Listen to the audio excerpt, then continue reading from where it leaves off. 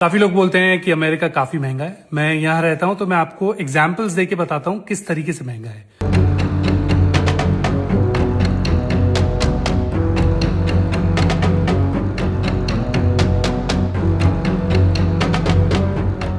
America అంటే చాలా మందికి ఒక లగ్జరీ లైఫ్. అక్కడికెళ్తే ఫుల్ డబ్బులు సంపాదించేయొచ్చు. ఇంటికి డబ్బులు పంపించేసుకోవచ్చు. అక్కడ లగ్జరీ లైఫ్ గడిపేయొచ్చు.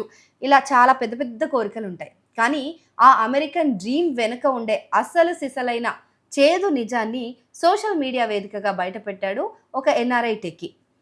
అమెరికాలో ఒక చిన్న ప్రమాదం జరిగితే అది జేబుకు ఎంత పెద్ద చిల్లు పెడుతుందో, హాస్పిటల్స్‌కెళ్తే ఎంతెంత ఖర్చవుతుందో పార్థ్ విజయ్ వర్గియా అనే ఒక యువకుడు తన ఇన్‌స్టాగ్రామ్ అకౌంట్‌లో తన ఎక్స్‌పీరియన్స్‌ని చెప్పుకొచ్చాడు.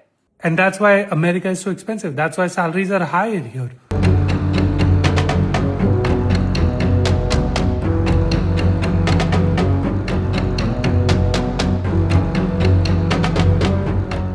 డిసెంబర్ నెలలో క్రిస్మస్, న్యూ ఇయర్ ఆ టైంలో ఐస్ స్కేటింగ్ చేద్దామని చెప్పి న్యూయార్క్‌లో ఏదో ఒక ప్లేస్‌కెళ్లారు wife and husband. Vijay and వాళ్ళ వైఫ్.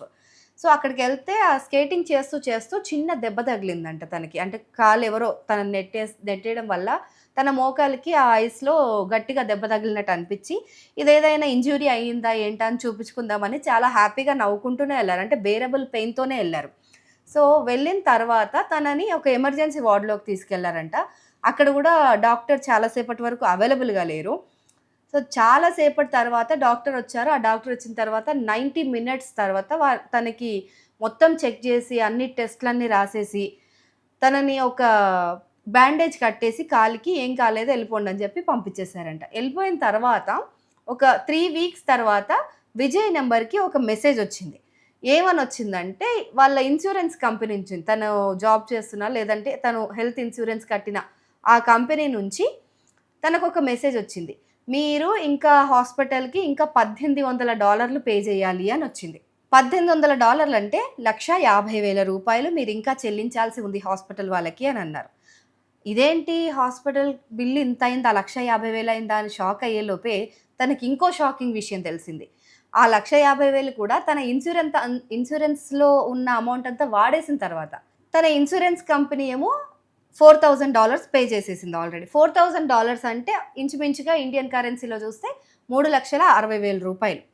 సో ఆ అమౌంట్ కట్టేసిన తర్వాత తన ఇన్స్యూరెన్స్ క్లెయిమ్ అయిపోయింది. ఇంకా మిగతావి మీరు చెల్లించుకోవాలి $1,800 అంటే $1,50,000.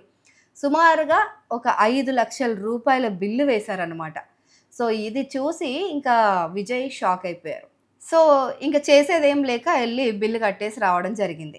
मैं इमरजेंसी रूम में 1.5 घंटा बिताया। उन लोगों ने मेरा एक्सरे लिया, उन्होंने चेक किया, एक डॉक्टर ने मुझे देखा, उन्होंने क्रैप बैंडेज बांधी जो कि इम्पैक्ट्स के लिए होता है, मसल पुल के लिए होता है, वो बांधा और घर भेज दिया।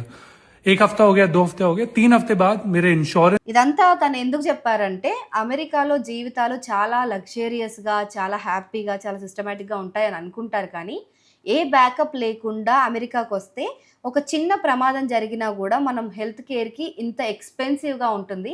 అలాగే ఇండియాలో ఉన్నట్టుగా మనకి డాక్టర్స్ ఎక్కువగా పెద్దగా అవైలబుల్‌గా ఉండరు. సో ఇండియాలో మనకి ఎంత ఎమర్జెన్సీ అంత తక్కువకి వైద్యం అందుతుందో అంత తక్కువకి అమెరికాలో డెఫినెట్‌గా ఉండదు.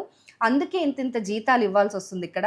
సో ఇక్కడ జీతాలు ఎక్కువగా ఉన్నాయి కదా అని చెప్పి మురిసిపోకుండా, ఎందుకంటే అక్కడ ఎంత జీతాలు ఉంటాయో అంతకు మించిన ఖర్చులు గూడా ఉంటాయి. సో ఇండియాలో మనం 10,000 సంపాదించినా, అక్కడ $10,000 సంపాదించినా ఆఫ్‌కోర్స్ అంతే ఉంటుంది. సో అక్కడ ఖర్చులు విపరీతంగా ఉంటాయి కాబట్టి, ఆ ఖర్చుల్ని మైండ్‌లో పెట్టుకొని, బ్యాకప్ ఉంది మీకు ఇండియాలో బాగానే డబ్బులు సంపాదిస్తున్నారని అంటే మాత్రమే అమెరికాకి ప్లాన్ చేయండి. అంతేకాని అక్కడికెళ్ళి డబ్బులు సంపాదించుకుందామని గుడ్డిగా నమ్మేసి వెళ్ళిపోకండి అని చెప్పి ఆయన ఒక సజెషన్ ఇచ్చారు చాలామందికి. సో ఇది నిజంగా ఆలోచించాల్సిన విషయమే. ఎందుకంటే అమెరికా అనగానే లక్షల లక్షల జీతాలు కనిపిస్తాయి కానీ, ఆ లక్షలకు మించి ఖర్చులు కూడా లక్షల్లోనే ఉంటాయనేది మర్చిపోతుంటాం చాలామంది. and that's why America is so expensive. That's why salaries are high here.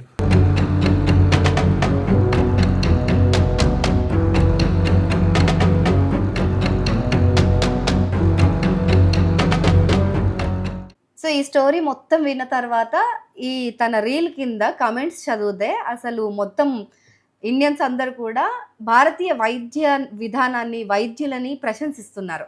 So ఇండియాలో డాక్టర్లు ఎంత త్వరగా అందుబాటులో ఉంటారో, ఎంత తక్కువ ఖర్చుతో వైద్యం అందిస్తారో ఇప్పుడు అర్థమైంది అని చెప్పి చాలామంది తన పోస్ట్ కింద కామెంట్లు పెడుతున్నారు.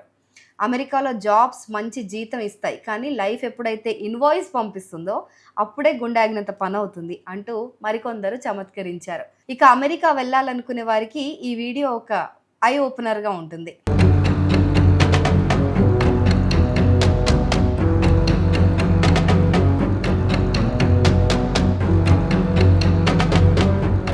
काफी लोग बोलते हैं कि अमेरिका काफी महंगा है। मैं यहाँ रहता हूँ तो मैं आपको एग्जाम्पल्स देके बताता हूँ किस तरीके से महंगा है। 25 दिसंबर को क्रिसमस की रात हम लोग न्यूयॉर्क में थे और हम लोग आइस स्केटिंग कर रहे थे, मैं, मेरी वाइफ और मेरी बहन। किसी जने ने मेरे नी पे, मेरे घुटने पे काफी जोर से मार के इम्पैक्ट मारा और मेरे को बहुत दर्द हुआ। मुझे लगा कि मेरे नी में इंजरी हुई है, फ्रैक्चर हुआ है। मैं इमरजेंसी रूम गया। इमरजेंसी रूम के अंदर मैं 1.5 घंटे था। मैंने टैक्सी ली खुद से, क्योंकि यहाँ पे एम्बुलेंस का खर्चा बहुत ज्यादा है, तो एम्बुलेंस बुलाना तो आउट ऑफ द क्वेश्चन था। अगर आप चल सकते हो तो थोड़ा भी। मैं इमरजेंसी रूम में 1.5 घंटा बिताया। उन लोगों ने मेरा एक्सरे लिया, उन्होंने चेक किया, एक डॉक्टर ने मुझे देखा, उन्होंने क्रैप पेंडेज बांधी जो कि इम्पैक्ट्स के लिए होता है, मसल पुल के लिए होता है, वो बांधा और घर भेज दिया। 1 हफ्ता हो गया, 2 हफ्ते हो गए, 3 हफ्ते बाद मेरे इंश्योरेंस ने मुझे बताया कि आपको $1800, जो कि करीब करीब 1.5 लाख रुपए से ऊपर होता है, $1800 पे करना है हॉस्पिटल को।